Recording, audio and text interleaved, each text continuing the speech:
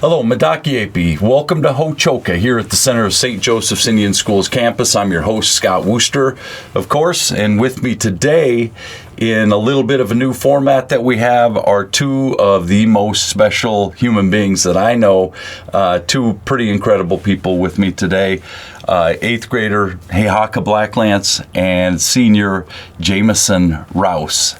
And I'm going to let them introduce themselves. I don't want to steal the thunder from you. Whichever one of you wants to go first, you can introduce yourself. How about we'll go with the oldest, Jamison. Hello everyone, my name is Jamison Rouse, Big Eagle. I'm 17. I'm from the Hóčhoka Nation, or the Yankton Sioux, in Wagner, South Dakota, and I'm a senior. Yeah, absolutely. And we'll get into the nitty-gritty. That's perfect. Hóčhoka, Yankton Sioux, came from down in the Wagner area. Great. How about you? Dakiapi, Hóčhoka, Wambli, Wakizasapa, Machiapi, Shichangu, Mataha, and Rapid City, Awati. 13 years old in the Rooney home, and I'm... Yeah? Yeah. Great. You did fantastic. Tell us what that said, and especially with your name. I know your name is very powerful. I've always called you by your Lakota name. Mm-hmm. So what I said was Hamadakiapi, which just means all my relatives, and then I said my Lakota name, Eagle Elk and Blacklance. My name is Eagle Elk Blacklance, and I'm from Rosebud Sioux tribe, and I'm living in Rapid City. Shout out to Shichangu Nation, or the Rosebud tribe, right? Yeah. Okay, so Hóčhoka is elk, Wambli, eagle. Yeah. So eagle elk, you say? Yes. Okay, perfect. It's great. Okay, so here's the deal. When we had the idea to bring you guys on, I wanted to give people, I know how special you are. I've been here 32 years. I get to see our kids all the time. But some of the folks that watch the show may not know exactly, if they haven't been to campus, don't get to know our kids. My friends, who I consider every kid here to be, they don't know exactly what it is and how special a deal we have here. So I'm just going to throw the questions out to you and have you guys answer them as you want to. I'm going to start with you just because I know you've been here a long time. When did you first come to St. Joe's, Hóčhoka? I first came to St. Joe's in the first grade. In the first grade? Yeah. And when you were in the first grade, you were roughly how old? I was roughly around 8 or 7. 8 or 7 years old. Okay, Yes. probably 7, I would suppose, in the first grade. Young kid, right? Had 2 brothers here, Yes. and I've had the pleasure of working with both those guys, with Oyate, with Charges, and I'm in fact working with your 7th grade brother Misu right now too.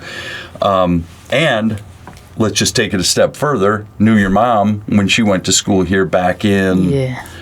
2002, 2003, right in that neighborhood. So, what was it like coming here as a 7-year-old from where, Rapid City? Shichangu. Oh, you were in Rosebud at the time. Yeah. Okay. Living in the town of Rosebud? I was living in Mission. Okay, in Mission. And you come here, your mom says, I think I'm going to enroll you in the school I used to go to, your uncle used to go to. What's it like showing up here? When I first came here, I was a little nervous. I didn't really know what was going on. I didn't know what to do, and I was just scared. Yeah. Yeah. You're a little bucky Yeah, at that point, yeah. Yeah. And how long did it take you to warm up to what was happening? It took me 2 years, I think. When I was in 3rd grade, I was used to it all. Started to get to really feel like you were part of what we were doing here. Yeah. And do you feel that way now as an 8th grader? Yes, I do. Okay. And I'm wondering, were you homesick? Yes, I was always homesick. How does a St. Joe kid, a young St. Joe kid, deal with that? Just keep it pushing, or Yeah. yeah, just Just keep on the path, right? Yeah. But were you able to call your family? Yes, I was. Yeah, you stayed in contact with your mom, and I know Amanda your mother would want to stay in contact with you. I'm gonna jump over to Jamison. Little different story for you because you didn't have those early years here. You didn't come here when you were 7. Mm-hmm. You said you went to school where when you were growing up? I went to school at Wagner, and then I went to Crow Creek my freshman year, beginning of my freshman year. Okay. And then I came here for my sophomore year. Sophomore. Mm-hmm. Which has its own challenges. I mean, it's tough to come in here as a little guy and try to sort it out, but it's also tough to come in as a sophomore in high school. You've been a Red Raider most of your life down in Wagner, right? Yeah. You go to Crow Creek. Maybe it's not the right place for you. You land here with a couple of cousins, mm-hmm. Kansas and Kyler and Taylor and Hannah Michael. Shout out to those guys. Yeah. You show up here, and now you've got to fit in as a high school student with probably a bunch of girls you don't know. What's that like for you? It was definitely nervous, and I was definitely nervous, but I got used to it after, I say, a couple of days, because the girls in my home were pretty, like, welcoming. Yeah. So they got to talk to me, and I was nervous, but I slowly just got myself out there, and because I wanted new friends, you know what I mean? Yep. And I didn't want to be that outcast, so I just got right to it and made friends. You were trying to fit in some way, and everybody that's ever graduated, and I know at the end of the school year you'll give this same message. You turn around and you tell the younger kids, hey, put yourself out there, get involved in things, don't sit on the sidelines. And that sounds like you went in with that mindset. Yes. Okay. And so when you got here, what home did you go into? I was in the Crane home. Okay.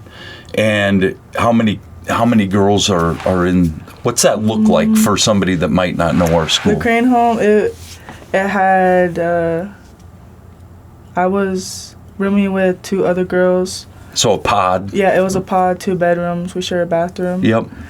The first year I came here, it was the beginning of the year. It started with, I think we had a full house. Yep. A full house. How many girls? I think 10 girls. 10, yep. 10 girls, almost 2 to 3 in each pod, and somehow I got stuck with my cousins. We didn't know we was cousins, but. Throughout the year, we found out we were cousins. Yeah. And that was Ava and Vange. Oh, yeah. Okay. They were fun. They're fun. Yeah. Friends. But we had our problems throughout the year. But shout out to them. Yeah, to shout out to those guys. Yeah, for sure. And in both of your cases, in the homes that you're in, there's some similarities between a first grade home and maybe all the way up to the senior home. Senior home is its own unique kind of thing, but there are some similarities. Talk about your house parents a little bit and what their role is in interacting with them each day. Me? Yeah, go. Yep, hit it. What was the question? So, how many house parents do you have in your home? What do they do for you each and every day? So, we have a 6-day and a 3-day. Yep. 6-day, there's 2 of them, and a 3-day, there's 2 of them. Yep. So there's 4 house parents in total. 4 house parents work with you. 6-day shift for 2 of them. 3-day shift for the other. Yes. Okay. And then, what kind of things do they do for you? They do like a lot. They cook for us. They make sure that we're on task, and making sure we're not getting into any trouble. Right. They supervise generally. Yes. Kind of fill in a parent role, would you say? While you're away from home, they're kind of that parent away from home. Yes. They're very caring for you. They support you. Yep. And you find the same to be true? Yeah, definitely. Okay.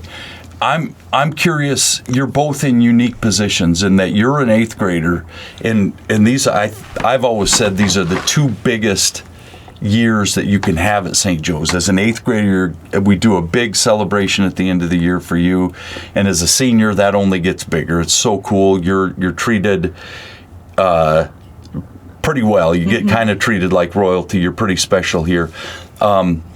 What's unique about you is you're in the senior home this year, which we didn't have the last couple of years, and I'm so glad that we got back to that. What's different about the senior home for you? I say there's definitely more freedom in a lot of ways. And you're more on your own now. Yeah. The house parents are there when you need it, but you're more on your own this year. Yep. And in the home, like you cook on your own. Yep. You cook on your own in pods. A group of people that you cook with. I cook with Ava and Trey. Yeah. But on Wednesdays they cook for us. Okay. And yeah. To take a step back with the pod, not only do you cook, you plan the meals, right? We meal prep, plan the meals, and budget. Budget and grocery shopping and you on go, our own. Yeah. So they have a budget for you, but you still have to figure out how to do that. And it teaches incredible skills for next year when you get out of here, that you'll know how to take care of some of those things. That's one of my favorite things about that program, is that you get to do that. Another one is, you talked about independence. There's boys and girls in the home, and my understanding is the girls are upstairs, or the boys? The boys are upstairs and the girls are downstairs. Okay. It was separated by a floor with the house parents. Yep, the main floor. Okay. And where do you go to school? That's a whole different thing that you'll find out about later, because where do you go to school? I go to school here on campus. Right here. Every day for 8 years, you have walked over to the school from where you are, and this morning it was unbearably cold and icy. The whole town is covered in ice right now. Yours is different. What happens when you come to school here in the 10th grade? You go to school up at Chamberlain. At the public school. The public school. And you're pretty used to a public school, because you did that in Wagner for a number of years, where there are Native kids there. There's the kids that come from town, the Caucasian kids, everybody's mixed in. Where you are here in the younger grades, it's just Native, Lakota, Nakota, Dakota kids that go to school here. You were probably used to that, but like next year when you go to the high school, where you follow her up into the high school, it'll be a little different for you. You'll have to integrate into a little different system. How do you get to school every day? I drive. I have my own car. Pretty cool. Yep. In fact, when I asked you to come for the podcast today, I said, how are you going to get down here? When, what time can you be here? And you said, what? I can drive down because I have 2 free periods. Yeah, the best schedule ever, right? You don't have a 6th period or a 7th period, and you just run out of the school, jump in your car, and you come straight down here, which is baller. That's really, really cool. So that's what you have to look forward to. And I love telling the young guys, especially at your age, when you're on the precipice of going into the high school program, that's some of the stuff you have to look forward to. Can you feel that difference between the 10th grade that you came into and the senior piece that you're in now? Yeah, definitely, because as a sophomore, I wasn't on the privilege list as much. Yep. And at the high school or here? The high school. Okay. Which is definitely a greater opportunity than when I was a sophomore, because I was jealous of all the other kids. But now I'm a senior, and I've definitely grew more mature. Yeah. And gotten on my stuff. And learn how to achieve or earn those kind of rewards for what you do. And is that an academic thing? Yeah. Okay. So no missing assignments. No missing, and you can have no lower than a C minus. Okay. And that's where you are right now, which is dynamite. I want to ask you, hey Haka, one big thing for you. What are you involved in here at St. Joe's? Right now, I'm involved in the Explorers group that works with Chamberlain, their middle school. And I'm also involved in a beta club. They just started that up again. Like an honor society. Yeah. Yes. And I'm also involved with the royalty. I'm Eagle Staff Bear Yep. for the school. Yep. And yeah. Earned that. That was voted on for you. You represent the school with the Eagle staff at the powwow and year round if there are ceremonies or whatnot. You're the guy that's carrying that at the head of the group. You've always been a dancer your whole life? I think in 6th grade I didn't dance for that year. Okay. And that was probably the only year I didn't dance. Okay. But what style do you dance? I dance all the styles, but traditional is the main dance that I like. Yep. Okay. And the other thing is you're part of the drum group Yes. that sings for powwow songs Yes. for the most part. So in fact, I would call you the leader of the drum group the last couple of years. Yes. And so Eagle Staff Bearer, dancer, this is all the cultural stuff that I think has been fun to watch you be a part of. And Jamison, you participate in what way in the cultural piece? I dance. St. Joe's gave me the opportunity to just start dancing my sophomore year, which is great. You didn't dance before you came here? Mm-mm. Yeah, so you took a chance when you really did put yourself out there. That's pretty cool. And what style do you dance? I dance traditional. Tradish, okay. What else? Sports? Are you involved in anything else here? The last sport I was involved in was the football. Okay. The football team. And our next sport is basketball. Yep. And pretty much if you can be involved in it, you're a go-getter. You like to jump into things. Yeah. And that I want to go back to the Explorers thing because that's a community service club that some of our folks might not know about. And I love that you let off with that to say that's a piece that we do. We help with projects around the community. We have weekly meetings, right? Mm-hmm. But you also get to go on trips. So where do you get to go yearly for that? So at the end of every year, the Explorers group takes a trip to a baseball game. Yep. It just depends on what baseball game is playing. Yeah. So last year we went to Kansas City Yep. to play to watch the Royals play. Yep. And that was a pretty cool experience. Yeah. And yeah. And Colorado, maybe go to a Rockies game, that kind of stuff. Yeah, this year we're supposed to go to Colorado. I'm just gonna touch briefly on donor luncheon trips. You've been on some donor luncheons where you earn that too, where if you're doing well, you get to go and meet with donors around the country. Where have you gone for that? So last year, around March, I went to Washington D.C. for 4 days. Yep. I got to see pretty cool stuff. The thing I liked most was the Native American Heritage, or the Native American Museum. Yep. Yes. Yeah. Okay. And then the latest one I've gone to was in October. I went to Lancaster, Pennsylvania. Yep. And I got to go there. I met some pretty cool donors that I never thought Yeah. that would donate. Yeah. They're pretty cool people to talk to. And we did some activities on the side. Like, I went to the Field of Screams.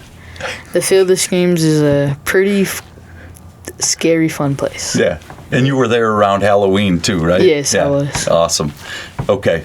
Trips, anything that's remarkable for you, the places you've been that you might not have had the opportunity for? I went, my first year coming here, I got chosen to go to the New York City Donor Luncheon, and that was fantastic and life-changing. Yeah. And then last year, this past summer, I got to go to Germany. Yeah. For the donor luncheon and the German exchange. Yeah. What'd you think of that, of being in Germany for a few weeks? It was like a month. A month we were over there, and it was definitely scary, but I was more intrigued by everything. Yeah. And it was breathtaking, life-changing. I need to go back. Yeah. And the landscape, it was beautiful. Yeah. But I was definitely homesick while I was over there because it was different time change. Yep. It was if it was morning here, it was night for us. Yeah. If it was morning for us, it was morning here. Yeah. Or the other way around. Yeah. But yeah, it was a great opportunity. Yeah. I'm glad I got to go. And the bottom line for both you guys is you earn those opportunities by you take advantage of them. You do what you need to do, and take care of your business, and those opportunities kind of present themselves for you. We don't have much time left, but I do want to close with this. I have one question for you. Who role models for you here? Who do you look up to? Who's been there for you that you can count on? People I've been counting on is an older friend of mine. His name is James Blue. Yep. I really look up to him. He's like an older brother that's closer to me, and that's been there for me. Yep. But I just want to thank you, James Blue. Shout him out. Yeah, nice. Any adults? Adults, I really look up to you, Scott. Let's do this. Let's just get this out of the way, right? I did not prompt him, I swear. And really, that's about it. That just me. That's cool. No, I'm kidding. Was there somebody else? Nah, that's it. All right. And Jamison? I definitely look up to my mom. She does a lot for me, and shout out to my mom. I love my mom. She does a lot for me, and she's a great woman, and I want to grow up to be like her. Yeah. And I definitely look up to my grandma who has passed. Yep. I'm doing everything for her, and I know she's along the way. Yeah. And and watching over you. Yes. Who looks up to you guys? I haven't been paying attention to that lately, to who looks up to me. Yep. So I don't really know. If you are looking up to me, thank you for letting me be your role model. Yeah. I challenge you to look around and see who is looking up to you, because especially as a staff bearer, there are a lot of young kids that look up to you. And I do have to say, I look up to you, bro. Thank you. Keep it up. And you? I'd say my younger siblings. I have 3 baby siblings and then two older, younger ones. Yep. Awesome. We're out of time. I could talk forever. I really could, because it's just an honor to have you guys on this podcast and to be able to share this with folks. So keep on your paths. These are such big years for you, the 8th grade year and the 12th grade year. There's a reason that you guys were picked to lead off some of this format that we have with students. It's because you're both role models and you're making good decisions in life and trying to walk in a good way. So let me just say, I really, really say wopila to you guys for being on the show. This has been awesome. Very awesome. Thank you for having us. Yeah, absolutely. Thank you. Yeah.